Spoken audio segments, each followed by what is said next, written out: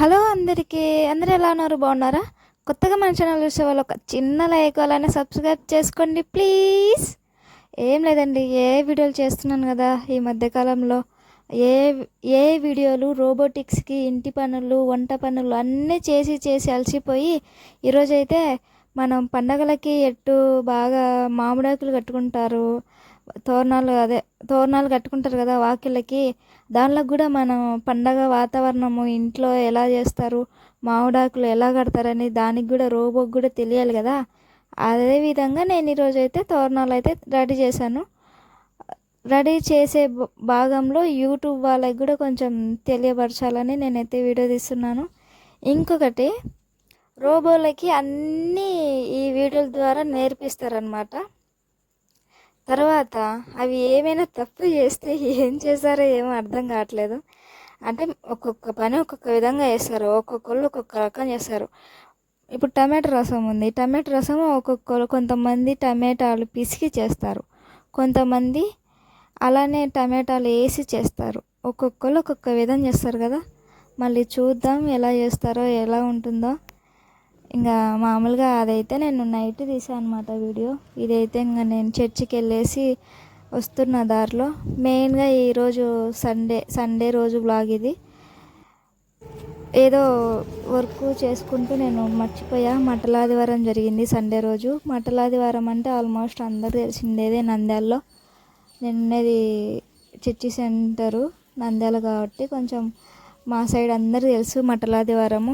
Almost ఇంకా అందరి ఊర్లలో క్రిస్టియన్ వాళ్ళు చర్చికి పోయే వాళ్ళు ఉంటారు కాబట్టి అందరూ తెలిసిందేలే. కానీ ఈ మధ్యకాలంలో ఏం జరుగుతుందంటే చాలా వరకు ఈ ఏఐ వీడియోలు యూట్యూబ్ పరంగా చాలా చిన్న చిన్న జాబులు చాలా వచ్చాయండి. నేనైతే ఈ మధ్యకాలంలో చాలా విన్నాను జాబ్స్. నేను చేస్తున్నది అయితే చాలా జెన్యూను. ఇంకొకటి కొంచెం స్ట్రెస్ వస్తుంది మంచిగా. అంటే ఫోను చూడడం వేరు, ఫోను తలకు పెట్టుకొని చేసేది వేరు కదా. అదేవిధంగా ఇంకోటి మీకు చెప్పడం మర్చిపోయా, పొయ్యి దగ్గర వంట చేస్తున్నా ఎందుకు అని కొంతమందికి డౌట్ రావచ్చు. మా ఇంట్లో గ్యాస్ అయిపోయి సుమారుగా ఒక 2 days అవుతుంది. నాకైతే గ్యాస్ అయిపోయిందని భయం లేదు, ఎందుకంటే కట్టెల పొయ్యి మీద వంట చేయడం అంటే నాకు చాలా ఇష్టంగా చేసుకుంటా. అలాగనే వీడియో కూడా తీసుకోవచ్చని అనుకుంటా. నేనైతే పర్లేదండి, ఒక 2 నెలలు రాకపోయినా నాకేం ఇబ్బంది లేదు. నేను చక్కగా కట్టెల పొయ్యి మీదనే నేను వంట చేసుకుంటాను, మంచిగా న్యాచురల్గా వండుకుంటాను, తింటాను. ఇంకొకటి నాకు అనుకూలంగా ఏది ఉందంటే చెట్టు ఉందండి. అక్కడ కానిగ చెట్టు ఉంది, పక్కింటి స్థలంలో కానిగ చెట్టు ఉంది. ఆ కానిగ చెట్టు మా ఇంటి పైకి అల్లకంగా చెట్టు అల్లుకపోయింది, బాగా కొత్త కొత్త చిగుర్లతో వచ్చేసింది. సూపర్ అంటే సూపర్గా ఉంది, చల్లగా ఉంది వాతావరణము. ఆ చెట్టు కింద అయితే నేను వంట అయితే చేస్తూ ఉంటాను. వంట అయితే ఈ రోజు నుంచి స్టార్ట్ అయినానండి. ఇంకా ఎన్ని రోజులు చేస్తానో ఏమో మరి అర్థం కాదు. గ్యాస్ వచ్చే వరకు చేస్తూనే ఉంటా. కానీ నిజం చెప్పాలంటే గ్యాస్ మీద వండే కన్నా ఇట్లా కట్టెల పొయ్యి మీద వండితేనే టేస్ట్ చాలా బాగుంటుంది. నేనైతే ఈరోజు సాంబార్ అయితే ప్రిపేర్ చేసినాను. నిన్న నైట్ కూడా నేను బజ్జీలు వేసినాను.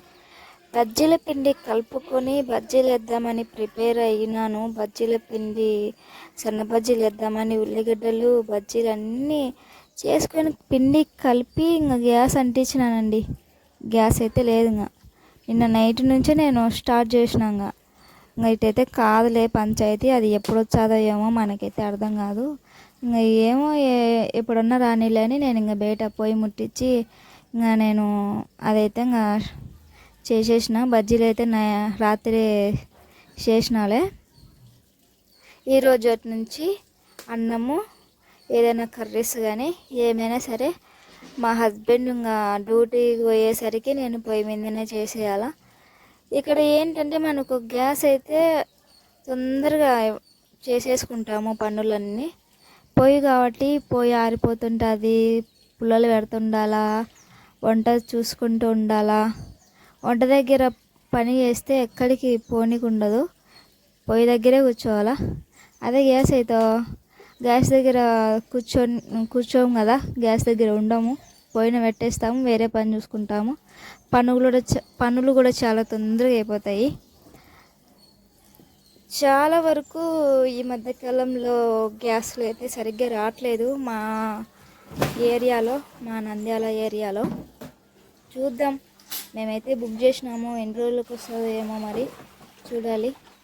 తొందరగా రావాలనుకుంటున్నాను, అది లేట్గా వచ్చినా పర్లేదులేండి. మా ఇంటి దగ్గర కొంచెం పుల్లలు ఉన్నాయి, ఆ పుల్లలు అయిపోయే వరకు వేడినే చేసుకుంటా ఆల్మోస్ట్. ఇంకా ఉంటానండి, బ్లాగ్ అయితే న్యాచురల్గా చూసేయండి, ఓకేనా.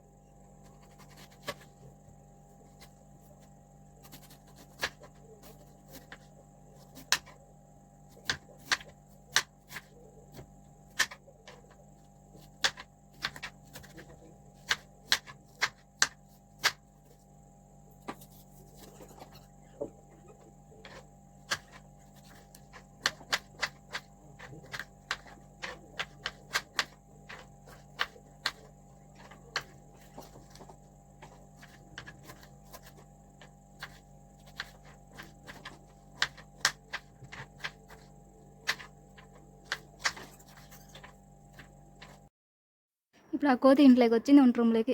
భయపడి జుమ్మనింది, వాకులు వేసుకున్నా. డబ్బు అయితే కింద పడేసింది, బ్యాగ్లో డబ్బు తీసుకుపోయింది.